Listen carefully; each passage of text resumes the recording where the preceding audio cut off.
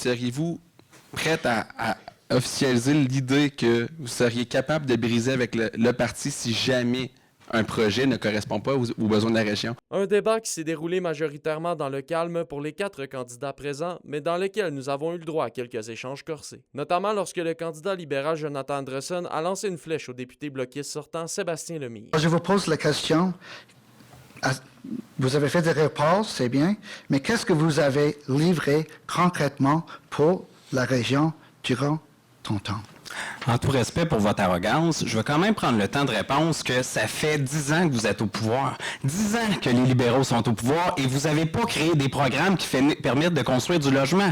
Ça fait 30 ans que le fédéral n'investit plus dans le logement. Quand c'est le temps d'investir, on a promis en 2016 des sommes pour la construction de logements. L'Ontario l'a eu tout de suite. Le Québec l'a eu en 2020. Ce débat a permis de connaître le candidat conservateur Steve Tardif qui s'était fait discret jusqu'ici dans la campagne. Les idées proposées par M. Tardif s'inscrivaient dans la ligne du parti et sont demeurées dans ce cadre durant tout le débat. J'aimerais savoir au niveau du Parti conservateur, comment voulez-vous de manière crédible proposer des coupures au niveau du revenu puis des recettes de l'État, tout en permettant une stabilité du budget dans le premier mandat, en fait, en quelque sorte de 70 %. Merci.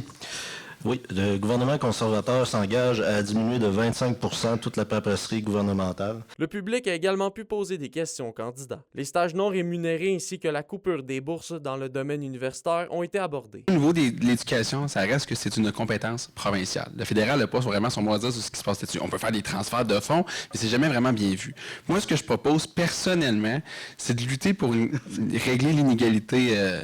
En fait, il y a une comment on appelle ça? Il y a une inégalité au niveau de l'impôt, en réalité. Le fédéral prend beaucoup trop d'impôts pour ce que le provincial gère. Alors que le candidat conservateur s'est rapidement éclipsé et n'a pas accordé d'entrevue après le débat, que pensent les candidats libéraux, bloquistes et néo-démocrates de leur performance? C'était le fun. Quelques questions, c'était intéressant. Pour moi, c'était vraiment une opportunité de parler avec les gens et écouter les autres candidats. Honnêtement, j'ai quand même été honnête. Moi, je suis satisfait de mes performances. Ça n'a pas été trop cacophonique. Personne ne s'est enterré. Fait que relativement, j'ai fait du mieux que je pouvais, puis je suis quand même content. Dans le contexte actuel, je pense que cet exercice-là, il est nécessaire parce que ça sert à informer la population. Un deuxième débat devait se dérouler ce soir du côté de la cité étudiante Paulino de Lassar. Il a dû être annulé en raison du retrait de dernière minute du candidat libéral. Olivier Morin-Rennes, Nouvelles, Rouen-Noranda.